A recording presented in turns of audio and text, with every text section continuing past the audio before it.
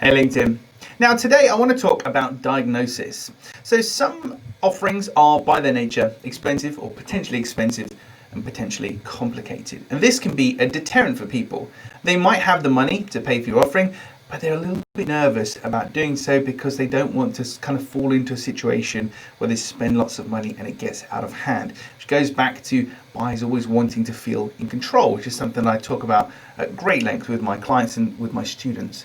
So imagine today, and it's getting colder outside now, so imagine today your boiler breaks. Your first thought is, if you don't have cover that is, oh my goodness, what could this cost? Which part's broken? My God, how much is it going to cost? Because boilers aren't notoriously very cheap to fix. Certainly not from my experience anyway. So imagine that that's the situation, and imagine you've got two types of potential person you can buy from. The first one says, we're £85 an hour, we'll come out and have a look at your boiler for you. And that's it. And the second one says, yeah, absolutely, we'll come and have a look at your boiler for you. It's a £105 diagnosis, but if you move on to have the repair done with us, we'll refund that to you, we'll knock that off the bill kind of thing. So it's 105 quid, but we'll definitely tell you what's wrong with the boiler, so you'll pay no more money than that. Now, the 105, although it's more expensive than the 85, is more attractive because it has a degree of certainty to it. They've minimized or eliminated the risk for you in this scenario.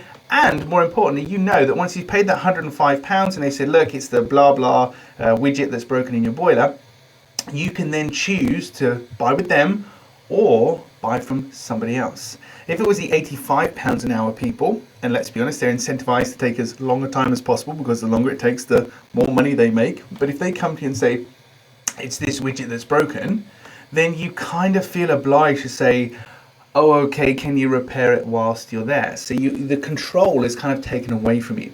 So the point that I want to make today is about having a diagnosis only offering. So rather than just steaming in and helping people to solve their problems and do what you need to do for them, what about offering them just a diagnosis?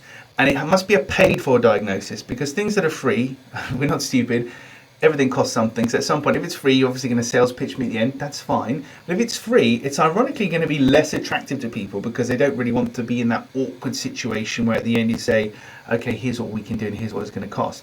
If I pay for you to diagnose something for me, I've paid for the privilege of being able to walk away. The privilege of being able to say, thank you very much, I'm going to make my own decision now, and there's no awkwardness, there's no weirdness, I'm in control, everything is defined. So if it's appropriate to your business, and I appreciate this is not appropriate to all businesses and all people listening to this, but if it's appropriate, consider having a paid for diagnosis where you say, look, for this fixed amount of money, we will diagnose the issue for you, and then from there you can decide what you want to do about it. And if that's appropriate for your offering, experiment with that and see how you get on. Because from experience, and certainly as a buyer of things myself, I will pretty much always pick a fixed price diagnosis offering over anything else, particularly if it's something that I suspect is going to be quite expensive in the long run. So that's the message for today. Take care, LinkedIn.